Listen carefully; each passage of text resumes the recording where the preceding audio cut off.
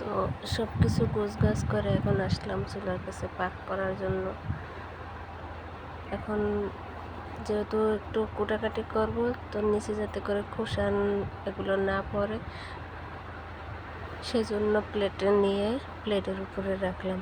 তো আসসালামু আলাইকুম, হ্যালো বন্ধুরা, কেমন আছেন? আশা করি ভালো আছেন। আমিও আলহামদুলিল্লাহ মোটামুটি ভালো আছি। সবাই আমার জন্য দোয়া করবেন।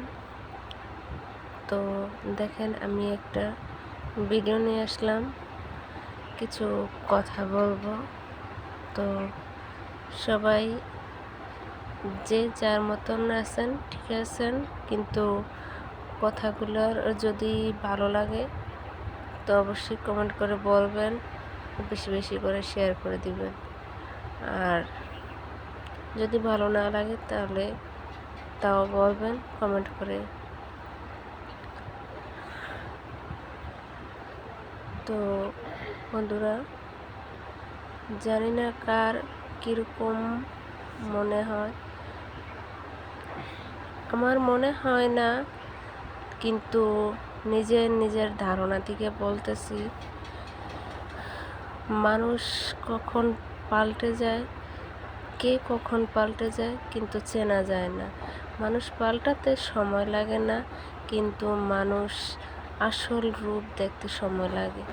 আর আরেক কথা হলো কি, মানুষের ব্যবহারগুলো চিনে রাখার জন্য কিছু কিছু বিশেষ কারণও হয়, কিছু কিছু সময় অল্প ক্ষেত্রেই এটা ধরা যায়। কিছু মানুষ সহজেই চেনা যায়, কিছু মানুষ সহজে চেনা যায় না। যে মানুষের ভিতরে কঠিন রূপ থাকে, বাইরে নরম রূপটা আসে, দয়ালুর রূপ। আর কিছু মানুষ আছে বাইরে ভিতরে একই রকম। আর কিছু মানুষের বাইরে খুব কঠিন রূপ দেখায়, কিন্তু ভিতরে খুবই মায়ার রকম থাকে।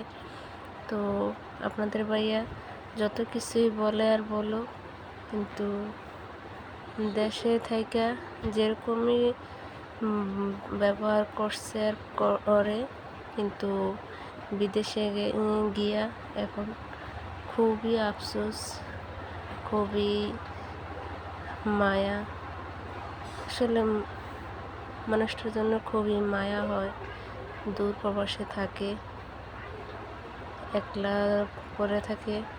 আল্লাহ ছাড়া তাদের ওই প্রবাসী মানুষের প্রবার জীবন, আল্লাহ ছাড়া তাদের সঙ্গী কেউ নেই। কিন্তু এটা আমরা কজনে বুঝি, আমরা কজনে মানি। কিন্তু প্রবাসী বাইরা তো সবাই চেষ্টা করে পরিবারের সবাইকে খুশি রাখার জন্য। তো দেখেন, আমি কথা বলতে বলতে এদিক দিয়ে পাক শাক করার জন্য আমি আয়োজন করছি, পাক শাক করতেছি। আমার ভাতও সিদ্ধ হয়ে আসছে, আমার শাক পাক করা অলরেডি কমপ্লিট হয়ে আসছে। কিছুক্ষণ পরে আমি শাকটা তেল দেব। আর এদিকে আমি আজকে পান্তা ভাত খাবো। পান্তা ভাত মানুষের বৈশাখে পহেলাতে খায়, আর আমি আজকে খাবো।